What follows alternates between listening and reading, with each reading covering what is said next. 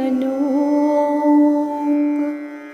अष्टचक्र नवद्वार में रसिकन को रस भूप।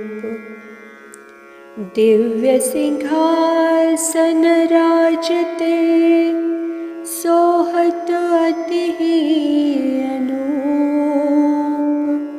अष्टचक्र नवद्वार में रसिकन को रस भूप। अवधपुरी शोभा ललित पुरियन में सिरमौर।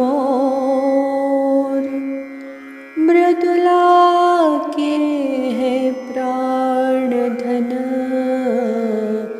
युगल किशोरी किशोर। मृदुला के हैं प्राण धन युगल किशोरी किशोर। श्री सीताराम जी महाराज की जय। श्री सद्गुरुदेव भगवान की जय। अष्टचक्रा नवद्वारा देवानांपु अयोध्या। अयोध्या प्राणधन जन मन रंजन प्रिया प्रियतम अपने सखा सहचरियों के साथ आज भी सरयू पुलिन पर जिनका नित्य विहार बना रहता है। रसो वै सह, रस ही सरयू जी में दिव्य जल के रूप में प्रवहमान हो रहा है। प्रातःकाल से ही जहाँ पक्षी चहचहाते हैं तो लगता है कि पक्षी अपने प्राण सर्वस्व के नामोच्चारण में आनंदित हो रहे हैं। अवध के परकोटे के अंदर पशु पक्षी कीट पतंग पादप के रूप में सिद्ध मुनि ही अनुपमेय शोभा संपन्न युगल प्रिया प्रियतम श्री राघवेंद्र सरकार रसिक ने सियाजू के दर्शन कर अमृतत्व को प्राप्त होते हैं। राम राज्य में मानो रसपान करने के लिए ही अनेक रूप धारण किए हुए हैं। ऐसे श्री धाम अवध को प्रणाम करके स्वामी राम हर्षदास जी महाराज आचार्य चरण के द्वारा लिखित ग्रंथ राम राज्य को दासी श्रवण कराने जा रही है। श्री सीताराम जी महाराज की जय। श्री सद्गुरुदेव भगवान की जय। श्री सीतारामाभ्याम नमः। प्रथम दृश्य। आज पूंजीभूत प्रकाश के दिव्य सिंहासन में दिव्य त्रेता नामक महाराज अपनी चतुर्थ अवस्था की देह कांति से युक्त संप्रतिष्ठित हैं। सचिवों और उपसचिवों से समावृत तथा दासी दासों से सेव्यमान महाराज की प्रवृत्ति स्वराष्ट्र संचालन में अभिभूत है। निरंकुश शासक के किए हुए प्रति क्षेत्रों के प्रत्येक कार्यों का समर्थन उनके सभी सत्कर्मचारी दे रहे हैं, किंतु प्रजा वर्ग में अल्पसंख्या के लोगों को कुछ असंतोष तथा बहुसंख्यकों को संतोष है उक्त महाराज के राज्य में।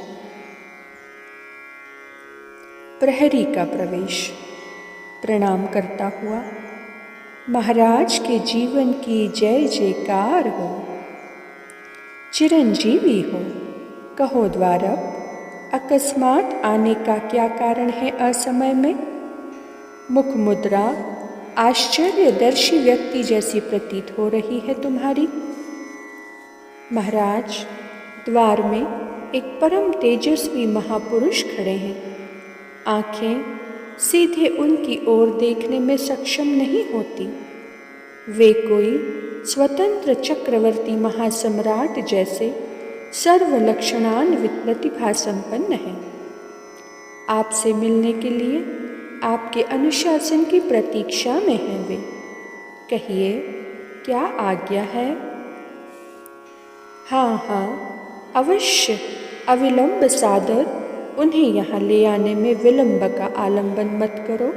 सहर्ष मेरी आज्ञा है। तेजस्वी महापुरुष का प्रवेश तथा त्रेता महाराज का उठकर सप्रेम मिलकर उन्हें अपने आसन में बैठाना तथा पाद्यादि से सत्कार कर परस्पर प्रेम दृष्टया दर्शन करते हुए अतृप्त से सभा के लोगों के नेत्रों का विषय बनना। आज्ञा करें, महाराज श्री का असमय में दर्शन देना किसी हेतु को लेकर हुआ है या केवल आपकी अकारण कृपा से मेरे सौभाग्य की समृद्धि ही आप श्री को यहाँ लाने में हेतु बनी है? त्रेता महाराज ने कहा, मेरे प्रिय महाराज श्री, आपके दर्शन का हेतु अवश्य ही एक अवर्णनीय कारण आ पड़ा है, जिससे मुझे आपके समीप अकाल में अकस्मात आने के लिए बाध्य होना पड़ा। आपका मंगल हो, मंगल हो। परम तेजस्वी महाराज सत्य ने कहा। वह महनीय और अकाट्य कारण कौन सा है महाराज, जिससे आप श्री को मुझे दर्शन देने के लिए बाध्य होकर कृपा करनी पड़ी? विनयावनत महाराज त्रेता ने कहा। महाराज, संप्रति मुझे आप श्री के शेष जीवन में 11,000 वर्ष आपके शरीर में अंतर्भुक रहकर स्वतंत्र शासन करना है समस्त भुवनों पर। यह अनंत ब्रह्मांड नायक सर्वसमर्थ काल को भी कवलित करने वाले दाशरथी राम रघुनंदन का अपरिहार्य अनुशासन है। वर्तमान में सरयू तट संस्थिता सर्वालंकारालंकृता परम पुनीत आद्यापुरी श्री अयोध्या के राज सिंहासन में आसीन त्रिलोकी को आनंद प्रदान करने वाले रघुकुल शिरोमणि राजा रामचंद्र की इच्छा के विरुद्ध पंचभूत आदि प्रकृति समुदाय तथा समस्त सुर नर नागों सहित ब्रह्मादि देवता एवं काल भी किंचित चेष्टा नहीं कर सकते। किम पुनः हम लोगों की वार्ता जगत के आदि कारण पर ब्रह्म परमात्मा पुरुषोत्तम भगवान श्री राम के भ्रकुटी विलास से ही जगत के सृजन, संरक्षण और संहार की लीला उनके चिद विलास के लिए बिना विराम और बिना किसी की सहायता के ही चलती रहती है। अस्तु, हम लोग उनकी इच्छा का अनुवर्तन कर उनका कैंकर्य लाभ प्राप्त कर अपने आप को कृतकृत्य समझें। धन्य धन्य के पात्र बने, परम सौभाग्य का सुख संभोग करें। सत्य नामक महाराज ने कहा। महाराज, पुरुषोत्तम भगवान श्री राम जी की इच्छा के प्रतिकूल चलने से अपना अस्तित्व ही अस्त हो जाएगा।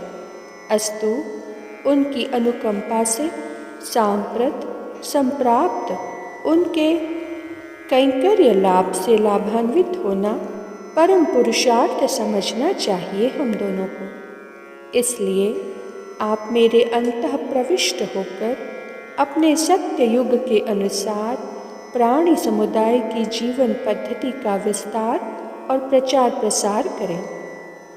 मैं अपनी आत्मा में स्थित होकर तब तक अक्रिय रहूँगा जब तक श्री राम जी महाराज की धराधामीय लीला का संवरण न होगा।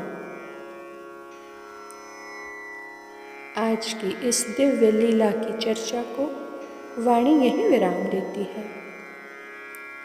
श्री सीताराम जी महाराज की जय हो। श्री सद्गुरुदेव भगवान की जय हो।